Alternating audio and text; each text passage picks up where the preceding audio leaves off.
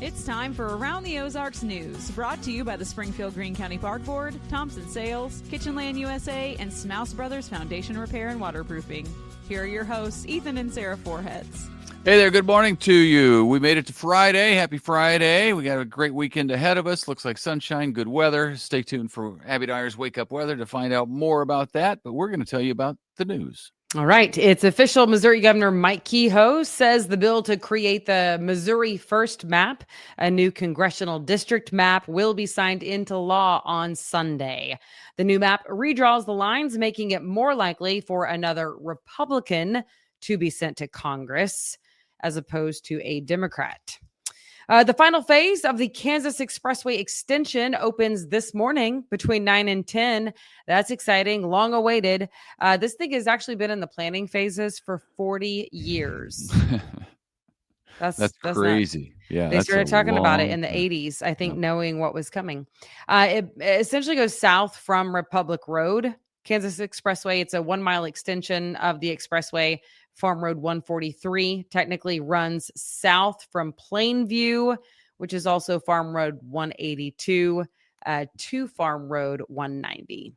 I'll have to drive it now that it's completed because I have part of it. Ran it. Does that count? I've ran it multiple times. Okay, cool. Well, you got me beat. TikTok users, and there are 170 million of those worldwide. President Trump is expected to sign a new executive order on a TikTok deal. It would clear the path to let U.S. investors buy about 80% of the platform's U.S. assets. The president said he's already spoken to the Chinese president about the agreement. It still needs regulatory approval, but it looks like it's moving forward. The Congress, as you know, banned the app last year over concerns from both sides of the aisle that China was using TikTok to spy on Americans and American behavior. There's been a deadline that's come and gone a few times, and it's been extended. So this is the latest in the TikTok deal. Amazon, meanwhile, is going to have to pay a historic $2.5 billion in settlement with the Federal Trade Commission. The FTC accused the megacorporation of tricking customers into signing up for Prime memberships and then making it difficult to cancel. I feel like that happens with like everything I sign up for. You know what I mean? Yeah. I don't know what they were doing differently, but yeah. Anyway, $1.5 billion of the settlement will be going to customers. I guess the extra billions going somewhere else. The case just went to trial. The government filed it about 2 years ago, but the deal is settled.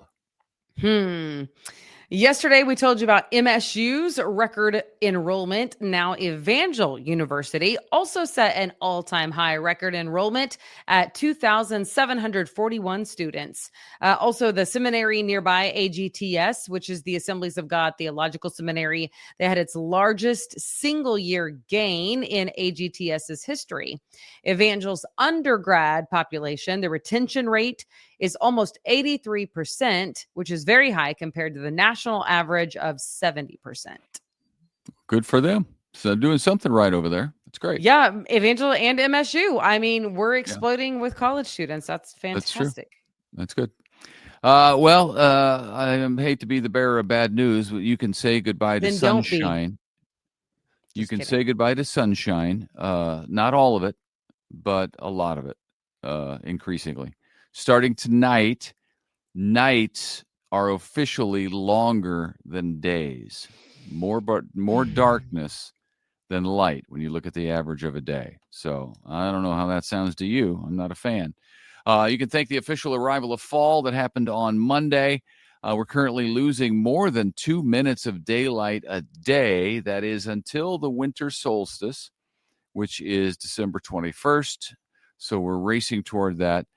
We will have even less and 1 hour less of afternoon sunlight when we turn our clocks back 1 hour. That is coming up on November 2nd. So it's going to be 4 o'clock in the afternoon, pitch black outside. Hope you're happy, you fall lovers. I'm not a fan. I am a fan of baseball weather, and it is going away. But there's good news because the Springfield Cardinals have won the Texas League Championship. Congratulations. Surely you've heard by now. That is fantastic. Good for them. It's the first championship for the Cardinals since 2012. And as you know, we've told you they've had a record-setting year this year. They won 88 games during the regular season, blowing away their old record. And now they capped off the season by winning it all. So congratulations to your Springfield Cardinals. All right. Don't forget that aroundtheozarks.com, we have a huge events calendar, and this weekend is a big one for fall festivals. The Black Walnut Festival is underway right now in Stockton, number 65 year, the 65th year for the Black Walnut Festival. That's a lot of years. Carnival rides, live music, vendors, the Black Walnut Festival Queen, of course. Don't forget about her. Also, Wilder Days Festival, the Laura Ingalls Wilder's farmhouse in Mansfield. They are having the thing as well, Wilder Days Festival as well. Couldn't think of the name of it. 50th annual. So good times there.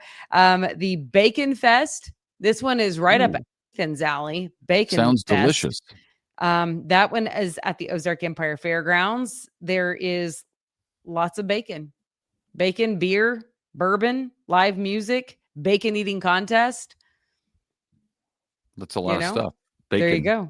And I think infused. they like to do the alliteration, Mm-hmm. Pierce City Fall Festival. This is another one that has all the things, music, food, vendors, arts, crafts. How about this? The Dog Fest at Chesterfield Park. The Dog Fest. That sounds pretty great. The event features demos, seminars, contests, treats for dogs and for humans, and all the proceeds benefit Cruise Dog Park. It's a lot of stuff. I will be at the Alzheimer's Association's Walk to End Alzheimer's at Jordan Valley Park tomorrow morning. If you go to the Alzheimer's Association.org and go to the Springfield location, you can get involved and see how you can register for the walk. Hope to see you out there. It's going to be a nice day for a walk, so come join us, and we'll do our best to raise money to end Alzheimer's because it's awful. Absolutely. Saturday and Sunday, by the way, I should mention this, the Fairgrove Heritage Reunion. I like how the organizers there, they call it Christmas shopping, like in a one-stop shop, because it's a craft fair. So you can get a lot of Christmas and different holidays decor, Okay. There you go. I mean, people are thinking about Christmas already. We most certainly are not, but there are people who are. Silver Dollar City is. We told you that yesterday. Yes, by Rudolph with the L. Got Rudolph. Yep. Rudolph. All right. Well, here we are, the weekend. Looks like our time is up. So we hope you have a fantastic weekend, and we'll see you right back here Monday. All right. See you then. Thanks for tuning in.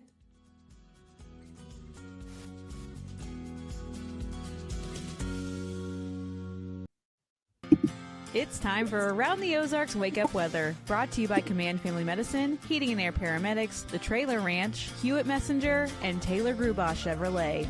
Here's your host, meteorologist Abby Dyer. Good morning, everybody. Welcome to Friday. We've made it. It's September 26th. We are waking up with a bit of patchy fog out there this morning. Temperatures generally in the low to mid 50s, so very comfortable, nice and cool out early on. May want to add a jacket to the kids as you send them out the door this morning, but they won't need it for long. Temperatures and the fog are going to warm up very quickly, and that means we'll see the sunshine take over, and it'll end up being a very nice day in the Ozarks. Great way to end the work week, especially after all of the rain that we had earlier this week. The hot temperatures from last week, we're finally starting to see some typical fall weather for this time of the year. Late September can often still be quite warm with numbers in the 80s, and that's exactly the type of weather that we're heading into as we move into the weekend forecast. If you don't have outdoor plans already this weekend, might I suggest that you make some? It's looking great in the forecast. We have temperatures that are starting out in the 50s, as I mentioned. We're easily in the low 70s by the lunch hour. I have low 80s for highs today with plenty of sunshine. You will want the sunglasses today and keep them around because there will be ample sunshine to grace us with its presence as we head all through the weekend forecast. I mentioned that potential for patchy fog this morning. There will be spots that see visibility less than a half mile. Low-lying areas, places that are prone to seeing some fog, or places that had a whole lot of rainfall the last couple of days, you are likely to have some visibility issues early this morning, so you may want to plan just a couple extra minutes on that morning drive.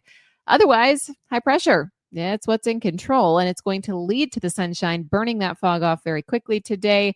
We're going to hold on to the sunny sky in the forecast all through the day today. Low 80s are expected in my forecast, and also because of that high pressure, we will see a very light breeze in the forecast. Variable at times, and mid 80s are going to join us as we head into Saturday and Sunday. Numbers inching upward just 2 or 3 degrees every day, but that may end up making it feel kind of hot by the end of the weekend. Temperatures about 85 by Sunday, and I think we stay in those middle 80s as we head into the first part of next week. If you like the cooler numbers, you'll enjoy the mornings and the evenings because each night temperatures will be falling back into the mid 50s. So we do have some cooler air in the forecast. Just get outside in the morning or in the evening if you don't want to quite sweat through those mid 80s. This pattern looks to hold through at least the middle of next week. In fact, the long range forecast is kind of outlooking this warmer and drier period for us once again. When we look at the extended weather maps, we're talking August 2nd through the 8th. Looks like above average temperatures and below normal precip are going to grace us for at least the next 2 weeks. And typically this time of the year, we see our highs in the mid 70s. Our numbers running in the 80s does put us slightly above average. So today, talking about a high temperature of 81 degrees in Springfield. Overnight, we're back to about 53. Sets us up for a beautiful day on Saturday. Once again, it will be mostly sunny with middle 80s in the forecast. By Sunday, we've got temperatures in the mid 80s again. And on Monday, it's a similar story. We're just going to kind of rinse and repeat here every day with conditions kind of shaping up the same each and every day in this extended forecast. Around the country, what's making headlines? It's heavy rain and flash flooding. In fact, monsoonal rains happening for portions of Arizona. That's continuing today and through this weekend. Also, I know you've heard about it, all eyes on the Atlantic for a potential development of what I'm calling twin hurricanes. Humberto already formed out in the Atlantic as a tropical depression. I am awaiting for Imelda to be named. I think that happens this weekend. Then we'll have 2 areas of low pressure spinning out in the warm waters of the Atlantic, gaining speed and gaining strength. And at this point, it does look like we are going to see some impacts from this, likely by next weekend on the East Coast. Perhaps the Carolinas is what some models are indicating, but stay tuned, still a long way away on that.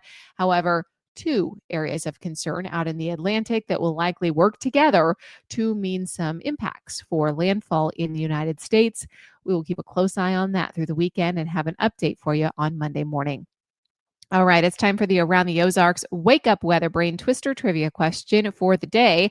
And the question yesterday was this: to qualify as a rainforest, does an area need more annual rain than sunshine? The options were A, yes, always; B, no; C, only in tropical regions; or D, only in temperate regions. To qualify as a rainforest, does an area need more annual rainfall than sunshine? The answer is no, it does not. In fact, a rainforest is defined by at least 250 centimeters, which equals 100 inches, of rain per year, regardless of the sunlight hours that that location receives. It's all about the amount of rainfall. And for the definition of a rainforest, it has to be 100 inches of rain. So if you guessed no, you are correct. All right, here's the trivia question for Monday. In India, what are johats and bodies used for in relation to rainwater? Do you think they're A, irrigation channels; B, rainwater reservoirs; C, rain gauges; or D, flood barriers? You can let me know your guess. That's at aroundtheozarks.com. I sure appreciate you starting off your Friday with me here at Around the Ozarks Wake Up Weather. I hope you have a great day and a fantastic weekend. The weather will be awesome. So get out and enjoy, soak up some sunshine. And I will be right back here with you next week, Monday morning, to chat with you about next week's forecast. Thanks so much to our sponsors, Command Family Medicine, Heating and Air Paramedics, The Trailer Ranch, Hewitt Messenger, and Taylor Grubaugh Chevrolet. Have a great one, everybody. We'll chat again next week.